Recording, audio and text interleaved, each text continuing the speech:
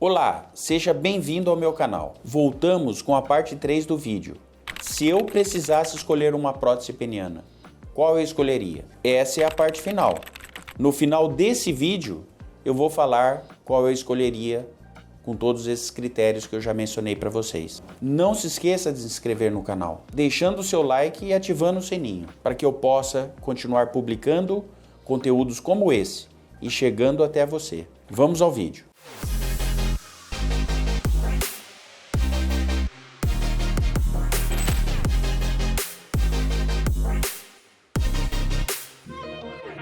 Antes de começar, quero dizer que este vídeo é estritamente informativo e tem o objetivo de ajudar vocês, pacientes, a tomarem a melhor decisão sobre o melhor modelo de prótese peniana, levando em consideração as suas características individuais e anatômicas. Eu não tenho nenhum conflito de interesse. Não estou sendo patrocinado por qualquer empresa ou fabricante de prótese e não possuo preferência por nenhuma marca em específico. Todas as informações que serão apresentadas aqui são baseadas em minha experiência clínica e conhecimento médico, visando exclusivamente o bem-estar e a escolha dos meus pacientes. O que é importante no tamanho da glande? Se eu colocar um cilindro ou reconstruir e colocar um cilindro sem expansão controlada, que ele expande muito, com uma glande pequena, vou dar um exemplo desse pênis aqui, ó. Eu trato os tecidos, expando, aí coloco um cilindro de expansão não controlada, ele vai inflar e vai criar uma desproporção muito grande entre o tamanho do corpo do pênis e o tamanho da glande. Vai ficar uma glande pequena por um corpo de pênis que expandiu muito e a glande ficou pequenininha.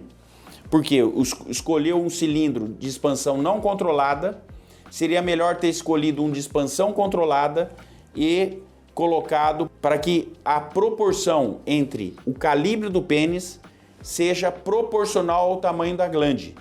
Não adianta eu só expandir o corpo do pênis e a glande pequena, vai ficar uma anatomia que não fica esteticamente bem. Fica um corpo de pênis calibroso e a glande pequena. Uma certa vez, um paciente até falou que achou que a glande dele tinha atrofiado. Na verdade, a glande não estava atrofiada. Esse paciente fez uma cirurgia com outro médico e veio com uma queixa de glande atrofiada. Na verdade, essa glande não estava atrofiada. O que foi feito é colocar um cilindro de expansão não controlada, o corpo do pênis ficou bem mais largo em relação à glande e a glande ficou pequena. Não foi a glande que atrofiou, foi o corpo do pênis que foi amplamente expandido e deu essa desproporção entre corpo de pênis e a própria glande. Então, conhecendo a anatomia da glande de cada paciente, da cabeça do pênis, vai permitir eu colocar um cilindro mais adequado para manter melhor proporção, visando sempre, não é somente estética, visando aspectos funcionais para que o implante de fato dê boa firmeza vertical e também tenha uma correlação com o aspecto estético. As duas coisas têm que caminharem juntas, o funcional e o estético. Não adianta só investir no estético e o pênis não ter firmeza. Não adianta o pênis ter firmeza e ficar esdrúxulo, o corpo do pênis muito largo e a cabeça pequena.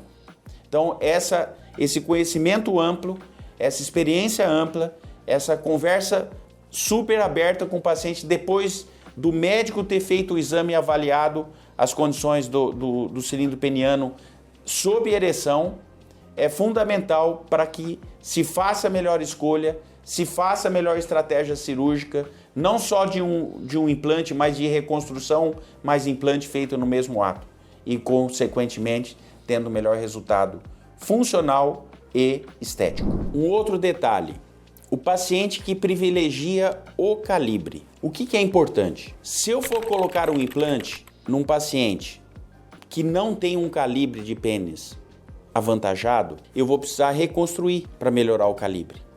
Mas essa reconstrução é dos tecidos penianos. Essa reconstrução é dessa capa que envolve o miolo do pênis, como se fosse a borracha de uma câmara de ar.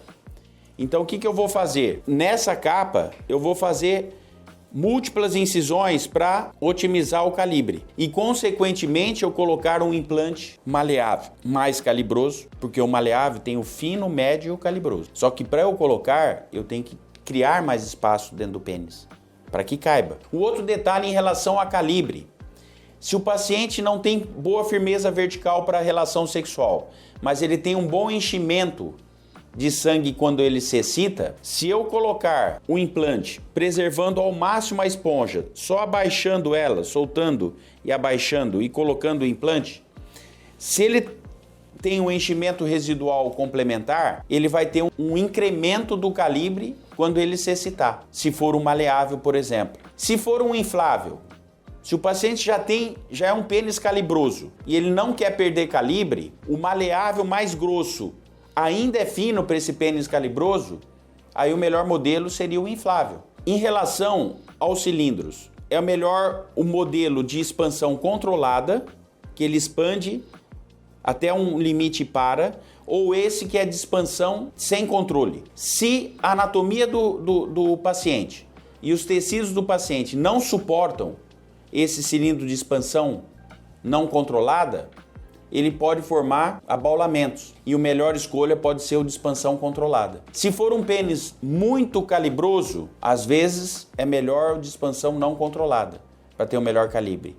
Agora, quando eu faço o estudo aqui, induzo a ereção, que eu vou medir o calibre dentro do corpo cavernoso, eu já avalio no pré-operatório, dependendo do calibre do espaço interno, se é melhor o de expansão controlada ou de expansão não controlada, até para auxiliar o paciente na melhor escolha se for o modelo inflável. Agora, se for o modelo maleável, eu vou tratar os tecidos e vou colocar um maleável mais grosso. Quando que eu opto pelo inflável? Quando eu tenho espaço para o maleável mais grosso e o paciente ele deseja mais calibre ainda do que ele tem e o espaço interno, só o maleável mais grosso não vai expandir mais do que ele gostaria. Aí nesse caso o inflável está melhor indicado, porque eu reconstruindo eu vou ter espaço para ele expandir e vai ser mais calibroso que o maleável mais calibroso. Mas tudo isso é muito relativo. Uma coisa é eu avaliar o cilindro fora do corpo, inflar ele fora do corpo, ele dá um calibre. Mas se o seu tecido não é expansível, o mesmo que você infla fora do corpo, não vai ter espaço para ele inflar dentro do corpo peniano, dentro do cilindro peniano. Então, consequentemente, ele não vai ter o benefício que ele viu o cilindro antes de implantar e pelas condições anatômicas do pênis dele não tem espaço e não foi feito uma reconstrução para ter espaço. Então ele não vai ter o que ele viu externamente ao corpo em relação ao que foi implantado. Ele vai ter limitação de expansão do cilindro dentro do corpo cavernoso. Então esse conhecimento da estrutura anatômica, do tamanho e calibre de cada pênis, da extensão da fibrose, da possibilidade de expandir mais ainda do que do desejo do paciente em relação ao calibre, aí é possível fazer escolhas entre o maleável mais calibroso ou, se o maleável mais calibroso ainda for insuficiente, começar a migrar para os cilindros infláveis, de expansão controlada, se ele tiver uma limitação do calibre do corpo do pênis, ou até um de expansão não controlada se for um pênis muito calibroso de base. Não esqueça de ficar até o final do vídeo, que eu vou falar qual implante eu escolheria no meu caso. Uma outra questão para a escolha do melhor modelo de implante, o estilo de vida. Se o paciente eventualmente usa sunga ou gosta de ir à praia com sunga, ou ele pode optar eventualmente pelo inflável, que é mais fácil ele despressurizar os cilindros e guardar.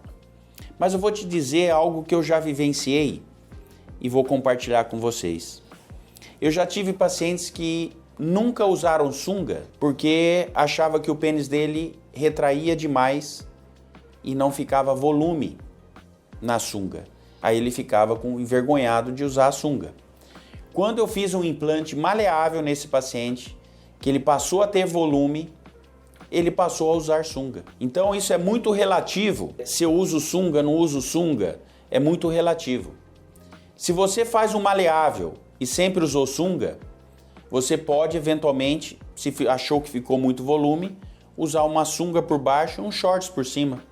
Você vai ocultar também. Agora, em relação ao estilo de vida, às vezes o paciente opta pelo modelo inflável, que é mais fácil desinflar e usar uma roupa mais frouxas e coisas do tipo, uma sunga sem ficar muito volume, se ele já tem um pênis muito volumoso.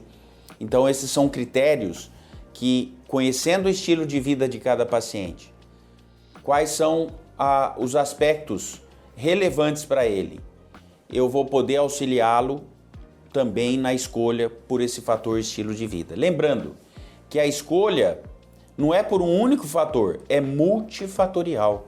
Tem que considerar todos esses fatores que eu falei e aí sim você ter a opção de fazer a melhor escolha. Então, com todos esses múltiplos fatores, se eu precisasse colocar uma prótese peniana, qual seria a minha escolha por todos esses fatores que eu acabei comentando com vocês um por um? Mas aí vai a experiência do cirurgião. E se eu, como cirurgião, passar a ser paciente também, conhecendo todos esses fatores, certamente eu vou ter uma melhor opção de escolha baseado em tudo isso. E que eu vou revelar, se hoje eu precisasse, qual seria minha escolha. Mas antes de evoluir com essa resposta, se inscreva no canal, deixe o seu like e ative o sininho para não perder os próximos vídeos. Finalmente, pelo meu estilo de vida, pela minha condição de fibrose atual, considerando a minha expectativa de vida, eu já estou com 58 anos, tenho 34 anos de formado, então eu já tenho uma expectativa de vida aos 58 anos já um pouco menor. E o que eu quero para mim? Eu quero um cilindro que me dê longevidade, eu faço uma cirurgia com o mínimo de risco de precisar trocar, ou eu quero um cilindro me atenda por poucos anos e, se for o caso, der falha mecânica, eu troco. Essa é a grande questão. Isso eu vou falar tanto no aspecto do maleável, porque o cilindro maleável com liga de prata, ele tem fadigado. Então ele começa bem por um tempo, ele começa firme por um tempo e depois a liga, se começa a perder a firmeza, esse cilindro começa a ficar bambo. Então, o cilindro com liga de prata não é a minha escolha com uma expectativa de vida que eu tenho aí por mais 20, 30 anos. Não é. Eu vou pelo maleável de liga de titânio, que é uma liga extremamente resistente à fadiga. Já para o inflável, pela minha expectativa de vida de 20 a 30 anos, o inflável, com 20 a 30 anos, mais da metade deles, 50%, já terão falhado mecanicamente. O que exigiria eu fazer novas cirurgias de troca. E fazer cirurgia de troca numa idade mais avançada, por exemplo.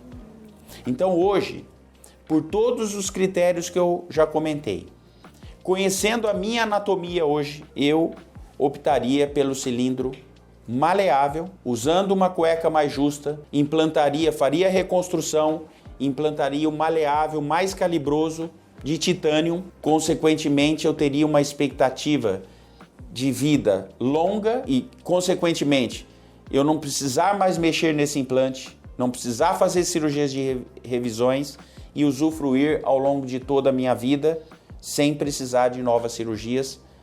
Seria meu critério de escolha, essa maleável com liga de titânio, com reconstrução e colocando o cilindro de maior calibre. Se você ainda tem dúvidas de como escolher o modelo ideal de implante de prótese peniana para o seu caso ou para você, nos envie uma mensagem no WhatsApp ou responda o formulário no nosso site. Será um prazer falar com você. Conte comigo. Estamos juntos.